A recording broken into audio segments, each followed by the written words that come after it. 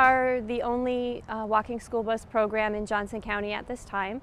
And a walking school bus is a lot like it sounds. It's just a group of kids that get together and walk to school instead of riding the yellow bus.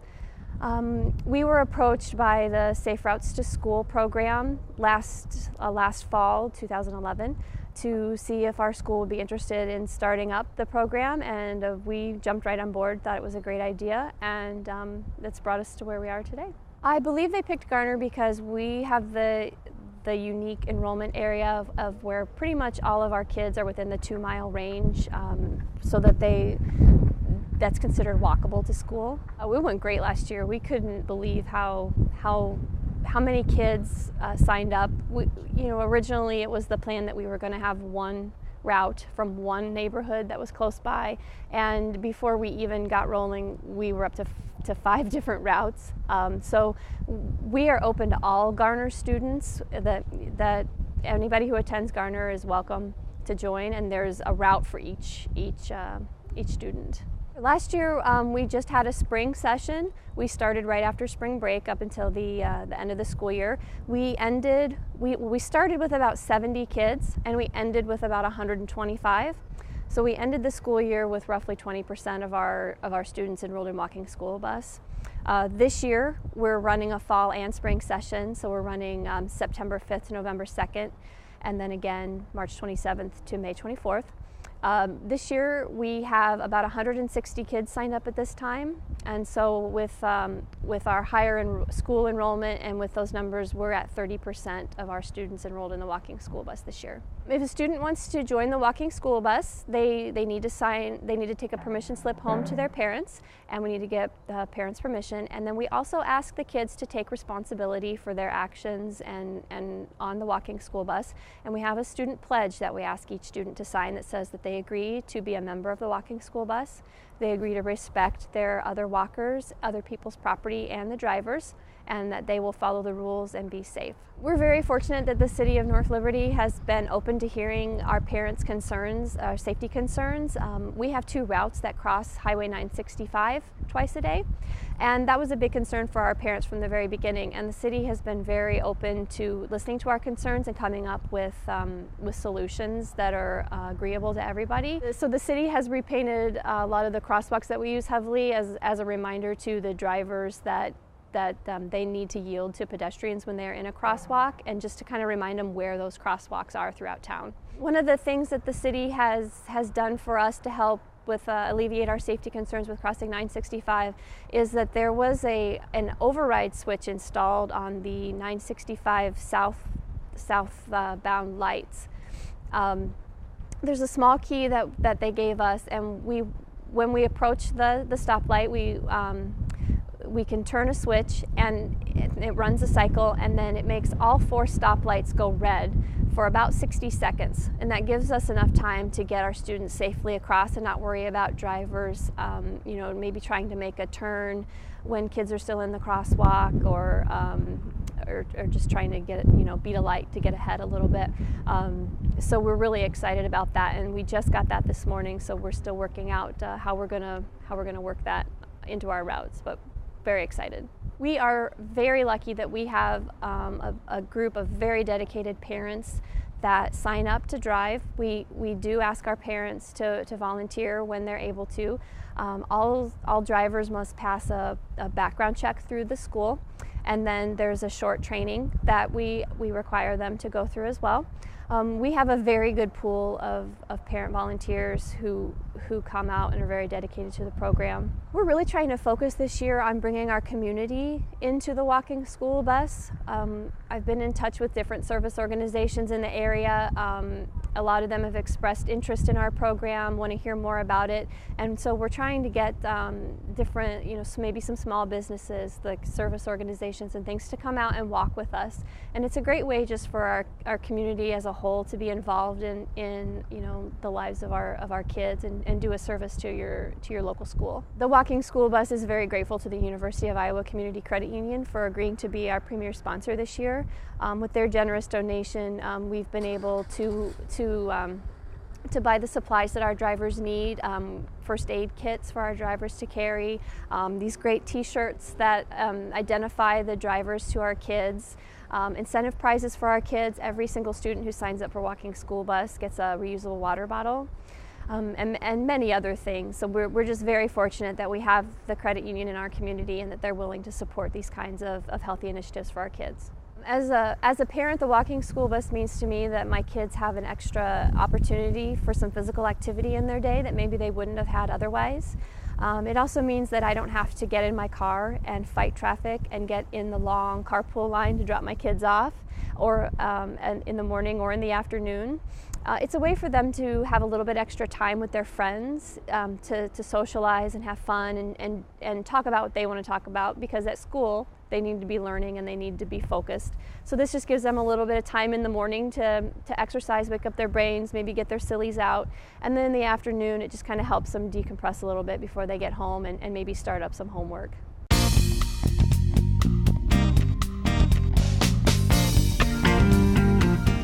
I'm Laura Wagner. I'm with Iowa Department of Natural Resources Forestry Bureau, and I coordinate Operation ReLeaf, which is an event that's a partnership between Alliant Energy, Iowa DNR, and a local partner, in this case the City of North Liberty. We do 8 events each spring and each fall, and we rotate locations to cover the whole Alliant territory. This is our residential tree distribution, and the goal really is to distribute trees in communities to help reduce energy consumption. So to have homeowners plant them around their homes to shade their houses and lower cooling costs. And most of these folks pre-ordered. We selected the trees from Iowa nurseries. They dropped them off here yesterday, and then we sent the order forms out and customers pre-ordered their trees. So now they're bringing their confirmation card. We're getting them checked in. We have a few extra trees, which people always like. So we load up their trees for them at the various stations, give them mulch. We recommend 2 bags per tree. Mulching is the best thing you can do for your tree other than planting it properly.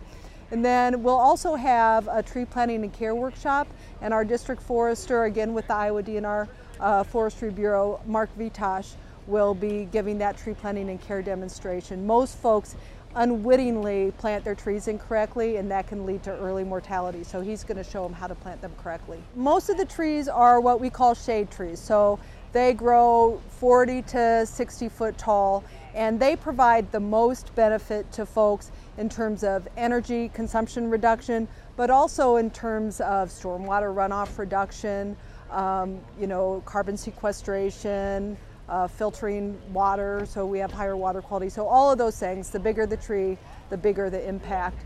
And so we always make sure that the majority of the trees are those. And we have red oak, we have black gum, I have to look over here, little leaf linden, sugar maple, I think a few other things. And then we also have a conifer, and we have, and that's Black Hills spruce, which we choose. It's just nice to have a lot of diversity out there. And conifers can also, if they're placed properly, reduce winter heating requirements, so that can reduce energy consumption as well. And then we also have crabapple, which is a flowering ornamental, a lower growing tree, because it's also really important that we put the right tree in the right place. So if someone has a power line overhead, we want to make sure that we don't have line interference, so we do offer those lower growing trees as well. Trees really impact the way a neighborhood feels and the way a community feels, and in fact there's a huge field of study that shows the tree benefits, and not just the environmental benefits or the energy consumption benefits, but actually the neighborhood interaction. If there are more trees, people get out and exercise more, and there are lower rates of obesity and asthma when there are trees. And I think people just feel more at home when they have a tree-lined street and a nice tree canopy in their neighborhood. So I think that brings them here.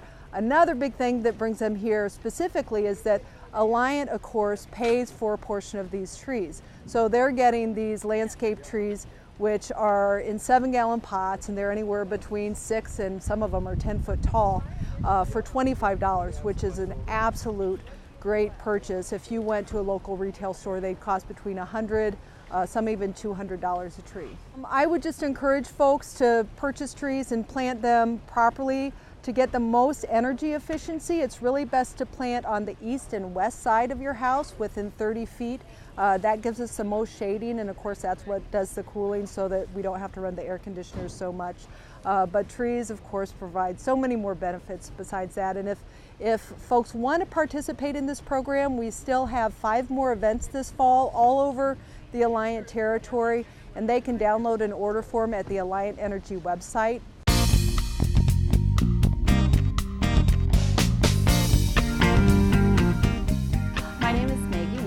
And I have been hired as the Hometown Rewards Program Coordinator for the City of North Liberty. Hometown Rewards is a program that North Liberty is participating in that's sponsored by Alliant Energy. Basically what it does is it promotes energy efficiency throughout the community, and it encourages residents, businesses, and industry within North Liberty to either adopt energy saving behaviors, which would be like turning off your lights when you leave the room, simple stuff like that, or making investments in energy efficient upgrades. And that could be something easy like replacing all of your light bulbs with CFLs or LED bulbs, or insulating your attic. At the beginning of the program, a baseline energy usage was taken for North Liberty, so we kind of know where we've started, and what we'll do again is take the baseline at the end of the program.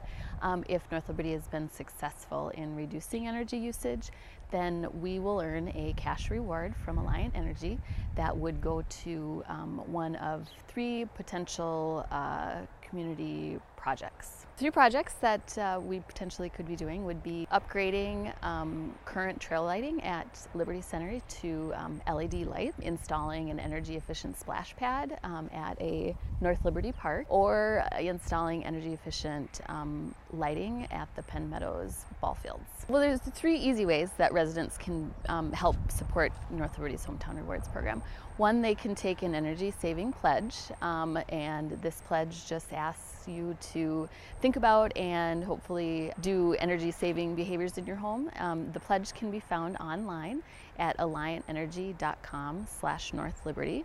You can also go to the North Liberty website, which is northlibertyowa.org, and find a link to the pledge. Just has a whole list of some really easy things, some a little harder, and it just asks you to take a look at those and let us know what you think you can do to help save energy and water. Second thing you can do is sign up to receive Hometown Rewards information.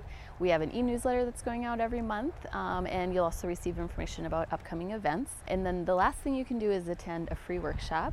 We're starting a workshop series, actually starting in October. They're free to the public, so you can attend those. So we're doing them about every other month or so. The first one is going to take place Saturday, October 20th. It's a weatherization workshop. It's geared towards homeowners and renters, and it talks about the easy energy saving measures that you can do before winter hits to really kind of significantly save on your energy bills. In January, we have a workshop about residential renewable energy systems that are available, and also all of the great rebate programs that are out there to kind of help get projects off the ground. In March, we're going to be doing an energy-wise training workshop, and that's really kind of super simple, easy steps that every household can do to help save energy. It talks about where you're using the most energy in your house, a lot of things you don't necessarily think of, and like the super easy things, almost low cost, no cost things that you can do to help save energy. We'll also be covering tree planting for energy efficiency in that workshop. So we've got Mark from a great program called Trees Forever will be coming as well, and he'll talk about easy sort of tree planting and landscaping things that you can do around your home to really save on energy costs. In May, we've got a workshop called Acting Locally. It's about backyard stormwater management practices, and that'll be talking about what you can do at home to help conserve water, and that would be talking about rain barrels and rain gardens and different landscaping measures you can do just around your home.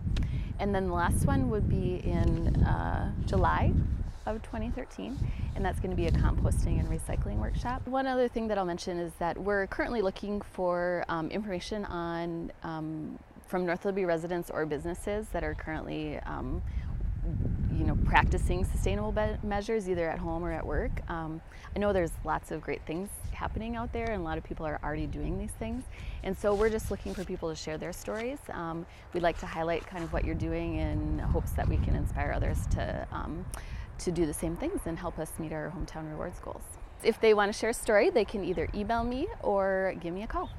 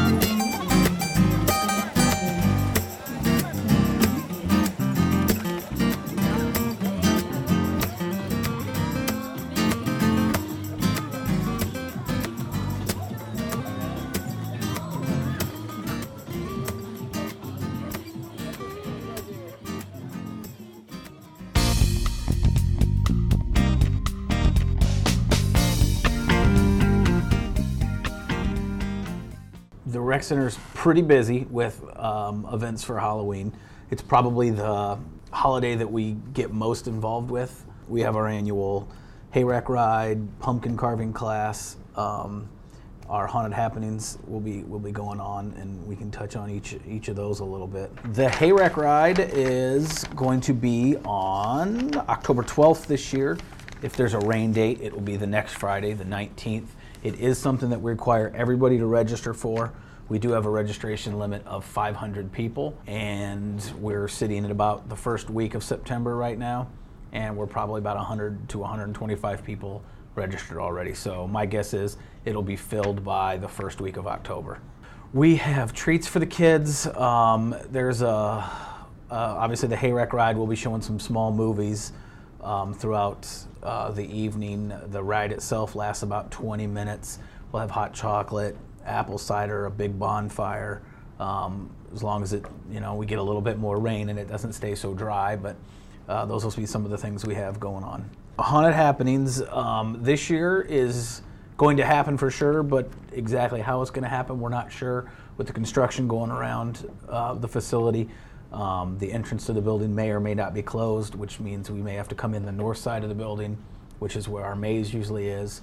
So we may be shuffling some of the things we do as far as where the maze location is, where people come into the building, and we'll do the best we can of getting that word out to people saying, hey, make sure you come in this door, and we'll hopefully have some staff outside to help people know where to go.